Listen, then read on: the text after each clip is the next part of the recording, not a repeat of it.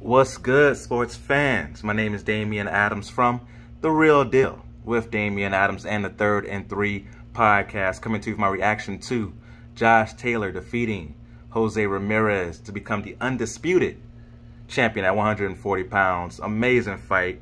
Gotta love what you saw from Josh Taylor from a skill standpoint. The ability to counter, the ability to move, the ability to fight on the inside. He showed the total package in this fight and got 2 knockdowns in the 6th and 7th round. I want to give a shout out to the referee, Kenny Bayless, in this one as well. When Jose Ramirez got knocked down in the 7th round of a nasty uppercut, head hit the canvas. A lot of times you'll see a fight stop right there, especially today with some of the fights we've had and tragedies we've had in boxing lately. Referees are going to want to stop the fight there, rightfully so, because you don't want to be the referee that's in charge when something tragic happens. I get it. But Kenny Bayless, being a veteran, knowing what was on the line in this fight, allow Ramirez a chance to recover. He did, and we got a great fight out of it.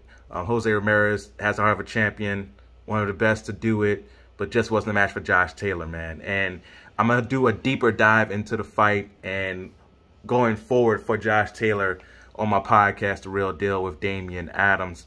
And I just wanted to say, man, this is boxing, right? When boxing is done right, this is what we see.